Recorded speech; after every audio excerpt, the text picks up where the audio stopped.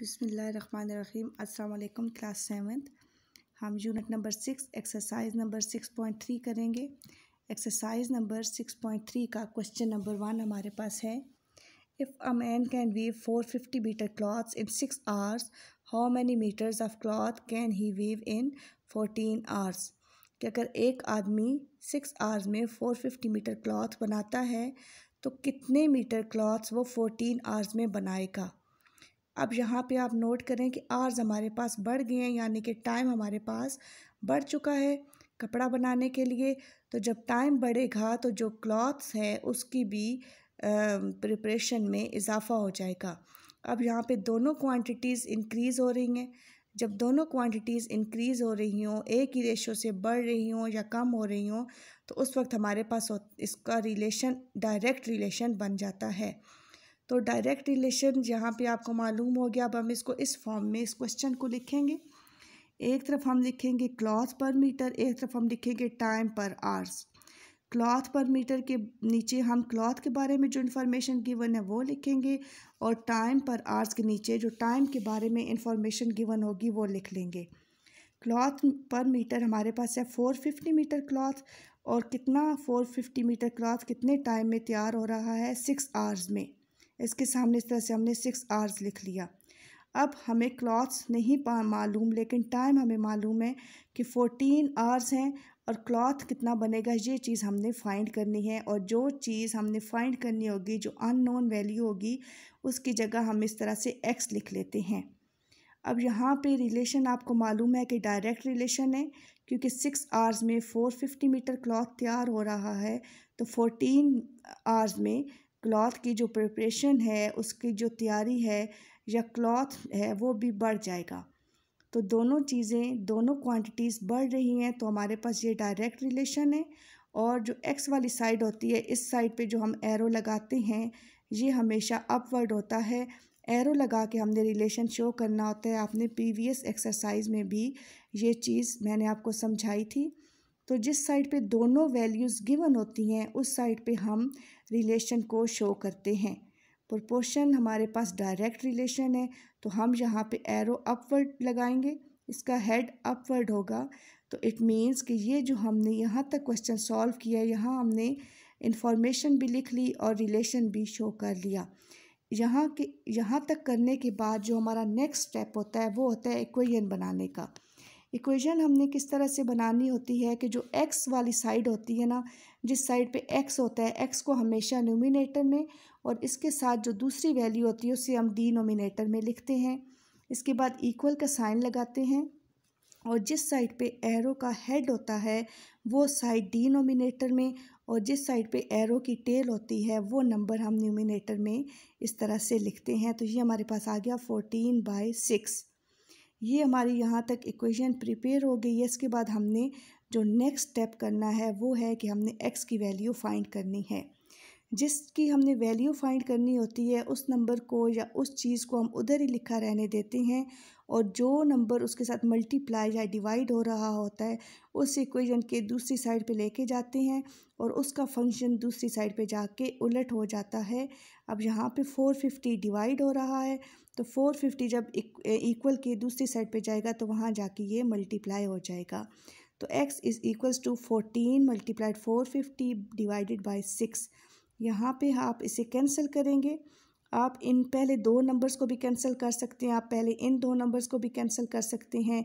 जिन numbers पे ये दोनों नंबर्स कैंसिल हों, आप वो टेबल चूज़ कर लें।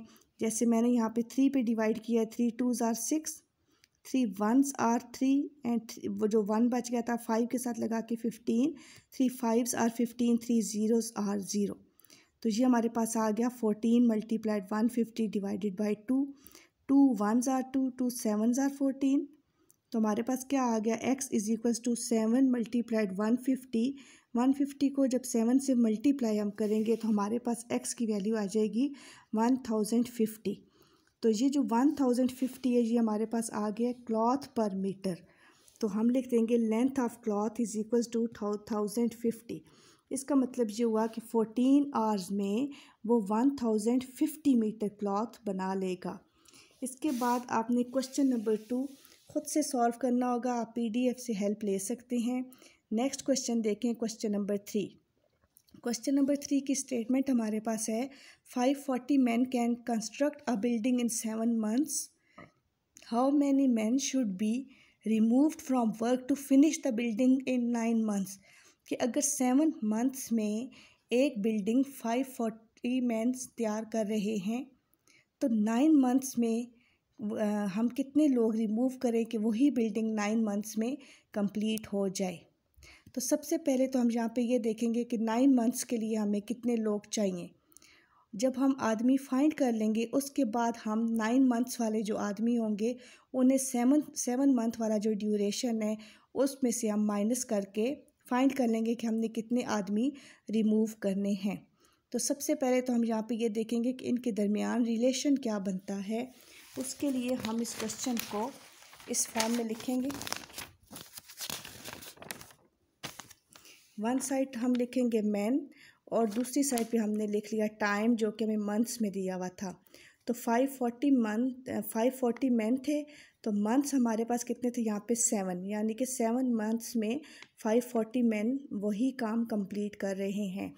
तो 9 months में कितने आदमी वही काम कंप्लीट करेंगे। अब यहाँ पे टाइम बढ़ गया लेकिन काम हमारे पास वही है, बिल्डिंग हमारे पास वही है, तो यहाँ पे हमारे पास इन्वर्स रिलेशन बन जाएगा। रिलेशन हमने उस साइड पे शो करना है जहाँ हमें दोनों क्वांटिटीज़ गिवन होंगी। तो हमने यहाँ पे इन्वर्स रिलेशन के लिए एरो का हेड डाउनवर्ड कर दिया और एक्स वाली साइड पे हमेशा एरो का जो हेड है वो अपवर्ड ही रहेगा। इसके बाद हमने क्या करना है कि हमने इक्वेशन बनानी है। इक्वेशन हमारे पास किस तरह से बनेगी, जैसे मैंने अभी आपको सिखाया कि एक्स वाली साइड ऊपर और जो दूसरी साइड है वो डिनोमिनेटर में इक्वल का साइन लगा के हेड वाली साइड डिनोमिनेटर में और टेल जहाँ पे एरो का है वो हमारी न्यूमिनेटर में हमने इस तरह से लिखेंगे 7/9। अब x की वैल्यू फाइंड करनी है तो x को यहाँ ही लिखा रहने दें और जो 540 यहाँ पे डिवाइड हो रहा है इसको दूसरी साइड पे ले जाके मल्टीप्लाई कर देंगे। यहाँ हमारे पास बन गया 7 × 540 डिवाइडेड बाय 9। तो 9 1s are 9, 9 6 are 54, 9 0s are 0। 60 multiplied by 7 is equals to 520।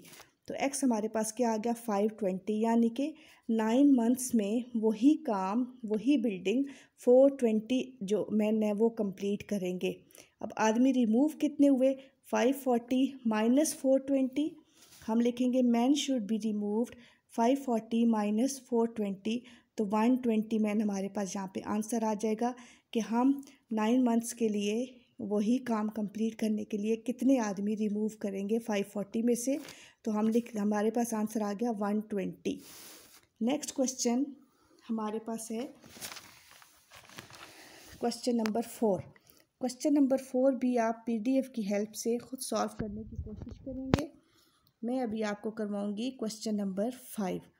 Question number 5 हमारे पास है 12 water pumps can make a water tank empty in 20 minutes but 2 pumps are out of order. अब यहाँ पे आपके जो 2 pumps हैं वो ख़राब हो जाते हैं। क्वेश्चन आपके पास क्या है कि how long will the remaining pumps take to make the tank empty. कि एक जो टैंक है आपके पास वो आपने एम्प्टी करना है, खाली करना है, वो पानी से भरा हुआ है और वो आप चाहते हैं कि वो 20 minutes में खाली हो जाए। आप उसके लिए 12 वाटर पम्प्स लगा देते हैं ताकि वो 20 minutes में खाली हो जाए, लेकिन होता क्या है कि 2 pumps जो है वो ख़राब हो जाते हैं। अब क्वेश्चन ये है कि जब 2 pumps ख़राब हो गए हैं तो जो बाकी बच जाने वाले पम्प्स हैं वो अब कितने टाइम में वही टैंक एम्प्टी करेंगे।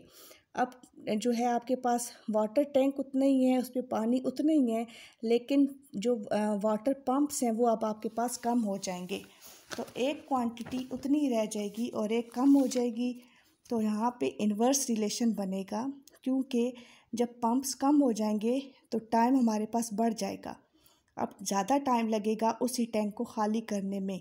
तो जब टाइम ज़्यादा लगेगा पंप्स कम हो जाएंगे और टाइम ज़्यादा लगेगा, एक क्वांटिटी कम हो गई एक बढ़ गई, तो ये हमारे पास इन्वर्स रिलेशन आ जाएगा।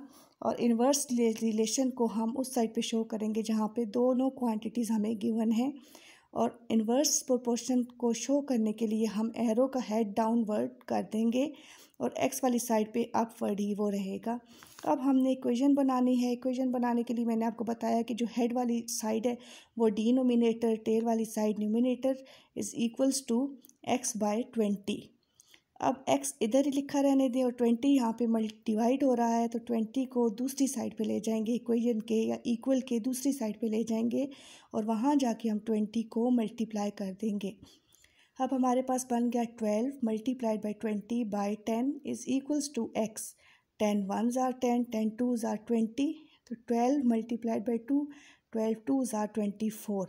तो x की वैल्यू हमारे पास क्या आ गई 24। तो अब हमें यहाँ पे मालूम हो गया कि 10 पंप्स उस वाटर टैंक को 24 मिनट्स में एम्प्टी करेंगे। अब बाकी इसके जो 4 क्वेश्चंस हैं वो अपने PDF की हेल्प से ख़ुद से सॉल्व करने हैं। अगर आपको कोई क्वेश्चन समझ ना आए तो आप वो क्वेश्चन क्लास ग्रुप में पूछ सकते हैं।